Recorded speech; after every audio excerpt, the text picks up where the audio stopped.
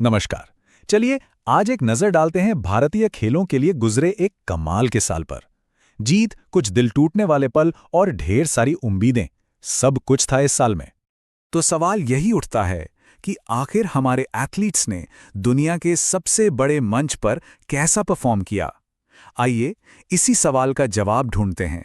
हम अपनी बातचीत शुरू करेंगे पेरिस ओलंपिक्स से, फिर चलेंगे क्रिकेट के मैदान पर, उसके बाद देखेंगे कि हमारे चैंपियंस तैयार कहाँ होते हैं, जानेंगे अपने कुछ स्टार्स के बारे में और आखिर में नजर डालेंगे भविष्य पर।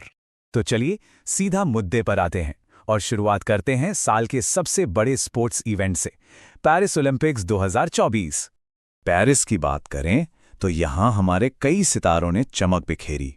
एक तरफ थे नीरज चोपड़ा, जिन्होंने एक बार फिर अपने भाले से देश के लिए सिल्वर मेडल पक्का किया, तो वहीं शूटिंग रेंज में मनु भाकर ने तो जैसे कमाल ही कर दिया। एक नहीं बल्कि दो ब्रॉन्ज मेडल। और हाँ, हमारी हॉकी टीम की वो कांस्य पदक वाली जीत, उस जीत ने तो पूरे देश को जश्न मनाने का मौका दे दिया। तो हाँ, कुल मिलाकर 6 पदक आए, जिसने हमें मेडल टैली में 71वें स्थान पर रखा। लेकिन कहानी यहाँ खत्म नहीं होती। ये तो बस शुरुआत थी, क्योंकि एक और मंच था जहां भारत ने जो किया वो इतिहास बन गया। और ये देखिए, ये है वो कहानी का दूसरा और शायद सबसे शानदार हिस्सा। पैरालंपिक्स में हमारे एथलीट्स का प्रदर्शन देखिए जरा। 29 मेडल्स, जिसमें 7 गोल्ड शामिल हैं। ये सिर्फ आंकड़े नहीं हैं, ये हमारे पैरा एथलीट्स के जुनून, उनकी मेहनत की कहानी है। इस जबरदस्त प्रदर्शन ने भारत को दुनिया के टॉप 20 देशों में जगह दिलाई। वाकई में एक ऐतिहासिक और गर्व महसूस कराने वाली उपलब्धि। अच्छा, अब आते हैं उस खेल पर जो इस देश की धड़कन है। बिल्कुल सही, क्रिकेट।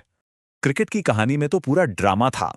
याद है 2023 का वो वनडे वर्ल्ड कप फाइनल? अपने ही घर में लाखों उम्मीदों के बीच वो हार, एक ऐसा पल जिसने करोड़ों दिल तोड़े थे। लेकिन कहते हैं ना, हर रात की सुबह होती है, और हमारी क्रिकेट की सुबह हुई 2024 के T20 वर्ल्ड कप में। साउथ अफ्रीका के खिलाफ वो रोमांचक फाइनल, उस एक जीत ने जैसे सारे पुराने जख्मों पर मरहम लगा दिया। और पता है ये जीत इतनी खास क्यों थी? क्योंकि ये कोई आम जीत नहीं थी। ये 17 साल के एक लंबे, बहुत लंबे इंतजार का अंत था। 2007 के बाद पहली बार भारत T20 का वर्ल्ड चैंपियन बना। वो एक ऐसा पल था जिसने पूरे देश को एक साथ जश्न मनाने पर मजबूर कर दिया। देखिए, इंटरनेशनल मंच पर ये जो सफलताएं मिलती हैं, ये अचानक नहीं आती। इनकी जड़ें बहुत गहरी होती हैं, जो हमारे घरेलू स्पोर्ट्स स्ट्रक्चर में पनपती हैं। तो ये नीरज चोपड़ा और मनु भाकर जैसे चैंपियन आते कहां से हैं? जवाब यहां है। ये जो आप देख रहे हैं, 38वें नेशनल गेम्स, खेलो India youth games, university games, ये असल में भारत की स्पोर्ट्स नर्सरी है। यहीं पर भविष्य के सितारे तलाशे और तराशे जाते हैं।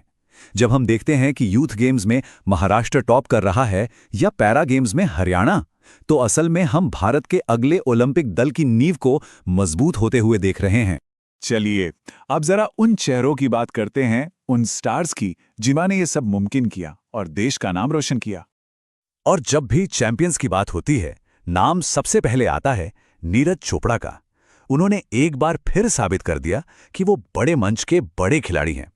89.45 मीटर का वो जबरदस्त थ्रो सिर्फ एक सिल्वर मेडल नहीं था, बल्कि उनकी वर्ल्ड क्लास कंसिस्टेंसी का एक और सबूत था।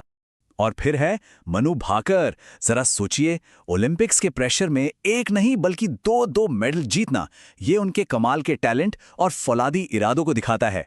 व्यक्तिगत और टीम दोनों ही इवेंट्स में उनके मेडल भारत के लिए बहुत कीमती थे। तो एक कामयाब साल के बाद अब आगे क्या? आइए देखते हैं कि भारतीय खेलों के लिए अगला चैप्टर कैसा होने वाला है। तो भविष्य का रोड मैप भी काफी रोमांचक लग रहा है। 2026 में T20 वर्ल्ड कप अपने घर आ रहा है। फिर 2027 में नेशनल गेम्स का कारवां मेघालय पहुंचेगा, और फिर 2028 में सबकी नजरें होंगी लॉस एंजल्स ओलंपिक्स पर। और यकीन मानिए, इन सब की तैयारी अभी से शुरू हो चुकी है। तो ओलंपिक्स में एक ठोस प्रदर्शन, पैरालंपिक्स में ऐतिहासिक कामयाबी, क्रिकेट में वर्ल्ड कप की वापसी और घरेलू स्तर पर एक मजबूत होता ढांचा, इन सबको एक साथ रखकर देखें तो एक ही सवाल मन में आता है, क्या भारत वाकई एक ग्लोबल स्पोर्ट्स सुपर पावर बनने की राह पर निकल चुका है? जवाब तो खैर वक्त ही देगा, लेकिन इस साल के प्रदर्शन ने उम्मीदों को एक नई उड़ान जरूर दे दी है।